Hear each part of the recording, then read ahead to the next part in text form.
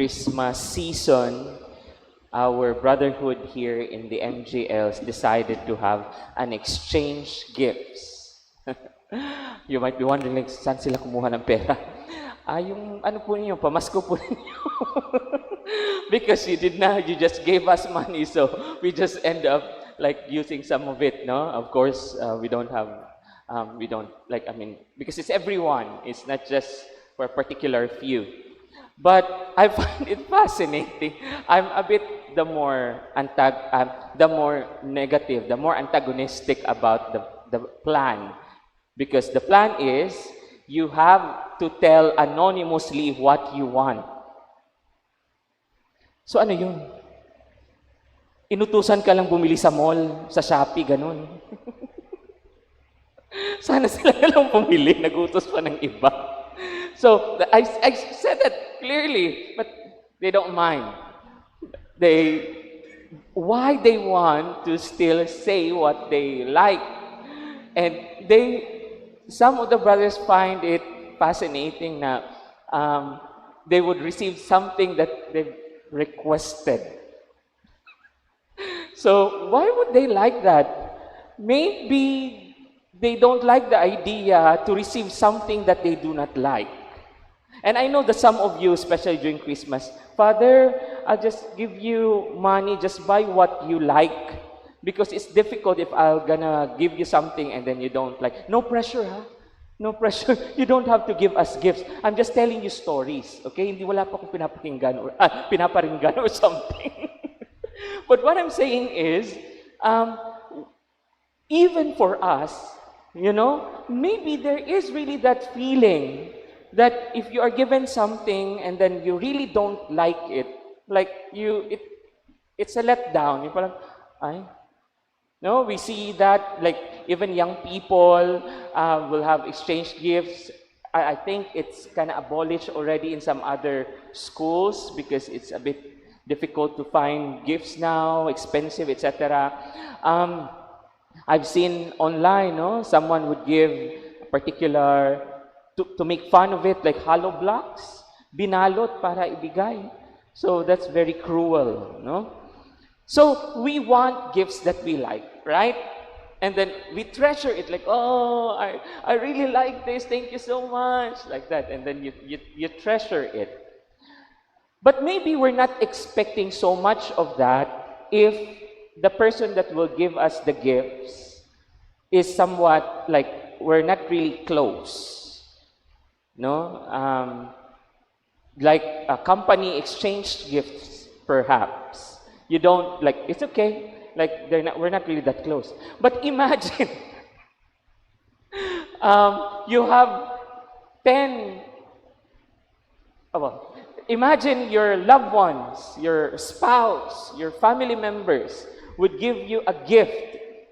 Tapos, all along, binigyan ka ng something na, for example, you like pink. Tapos, binigyan ka ng green. Ayaw mo nun. You don't like it. Because you like pink and then someone gave you green in the family. Like, you know already that my favorite color is pink. Why are you giving me this green? I don't like it. Oo nga naman. Why would you give your loved one a different color if they like that particular color? The expectation is that because you live for many years already, you know more about that person, that you would give something that they already like. Sometimes we would even say, oh, open the gift now because I think you will like that. And then when they open, oh, I really liked it. How did you know? Etc. Right? Now, but in terms of God, why that's not the case for us? Like maybe God would give us a gift or something because He's God. But for us, how do we respond to that gift? How do we respond? Like even if like there is that sense of us giving gifts to God, what kind of gift are we giving? our response. What kind of response are we giving to God? Ano pong uri ng pagtugon ang ibinibigay natin sa Diyos? Katulad ng pagbibigay din ng mga regalo. It would be something that perhaps God would like to receive from us, isn't it? We just don't give God perhaps randomly. Although God doesn't need anything, but perhaps because we are in that relationship, maybe we could say that God likes this. Why? Because we have that relationship in Him. But you see, it's okay for us with our relationship with our family members, but not with God. Do we know exactly what God wants from us? Ano yung gusto ng Diyos? What God likes? That happens, for example, in the life of prayer. Ano po ang gusto ng Diyos? Sa panalangin, ano po ang gusto niya? Sa ating pagsunod sa kanyang kalooban, ano po ang kalooban ng Diyos? In our following of the will of God, what God really wanted from us. Alam niyo po ba? I suspect some of you would answer, maybe hindi ko po alam, Father, talaga. Ano ba talaga, Father? May listahan ba? Pahingi naman ng listahan na yun para alam ko kung ano gusto ni Lord. Katulad ng exchange gift ninyo na isinulat ninyo kung ano gusto niyo. But you see, atin-atin lang ito ha. Huwag yung sabihin dun sa ibang MGLs. It's nicer if it's a surprise. Hindi sinulat, hindi ipinaalam. Because when you open it and then you see, wala, alam mo yung gusto ko. Oh, may that sense, anong tawag nun? I don't know the Tagalog description for that. My sense of joy na, wala, you know what I like? You paid attention. We really have a relationship. Kilala mo talaga ako. Ganon din po sa Diyos. Pero bakit hindi natin alam? Naku, baka dahil wala tayong relasyon. Baka magkatrabaho lang tayo sa opisina. We're just acquaintances. With God, our relationship with Him is just an acquaintance. And so, we just give Him random stuff. Pero kung tunay po at malalim ang relasyon natin sa Diyos, alam natin kung ano ang gusto niya at alam din natin kung ano ang hindi niya gusto. Alam mo, sa tagal-tagal ko ng panahon sa pagdadasal at pagsisimba, feeling ko ayaw ng Diyos ang ganyan. Sa tagal-tagal ko ng panahon sa pagsisimba at panalangin, ayaw ng Diyos yung ganyang uri ng politiko. Kaya pag pupunta ako sa presinto at boboto ako, hindi ko yan iboboto. Ayaw ng Diyos yan. Ayaw ng Diyos yung ganyang uri ng ginagawa sa trabaho. Sa tagal ko ng pagsisimba, ayaw ng Diyos yun. Because I spent enough time in prayer, I know that God doesn't like this. He likes that. He doesn't like that. That's the life of discernment.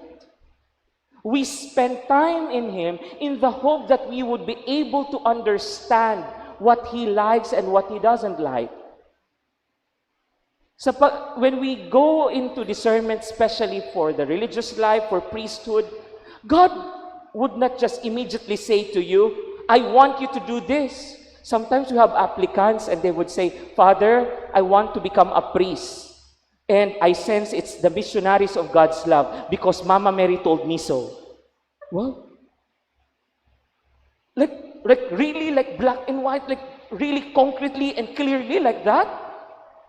Is that the kind of relationship that God wants to pursue with us? Na ikaw, ganitong lalaki o asawa, ang babae, ang aasawahin mo. Ganitong bilang ng mga anak. Ganito dito ka lang sa simbahan na to magsisimba. Ganitong uli ng pagkain kakainin mo. Imagine if you have that kind of relationship with God. You don't like that kind of relationship with your spouse because you will have that, like, you're like a robot. God doesn't like that. And so I told the guy who asked, that's not a good sign if we immediately have clarity. No? Maybe you need to seek for spiritual direction first.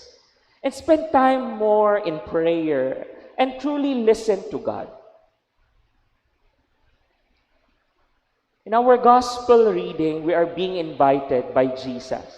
Do we truly know Him? Yes, Father. No, not Jesus Christ. Tapos sasabihin pa natin, yung apelyido niya Christ. O, mali na. What Jesus is saying here, do you know my heart? Do you know what I truly want for your life? That requires discernment. That requires a lot of time of praying. That requires a lot of time listening. That requires a lot of time going to the adoration and really listening to Jesus. Lord, what do you want in my life? Kilala ba talaga natin ang Panginoong Hesukristo? Dahil hindi pwede sabihin lang natin, kilala natin siya sa pangalan. Kilala natin siya dahil nagdadasal tayo ng matagal, malalim ang ating pakikinig sa Kanya. Ganun po natin makikilala si Kristo Jesus. Let us be encouraged to seek the will of God by first truly spending time with Him, listening with Him, and truly having a conversation with Him. Amen. Please all stand.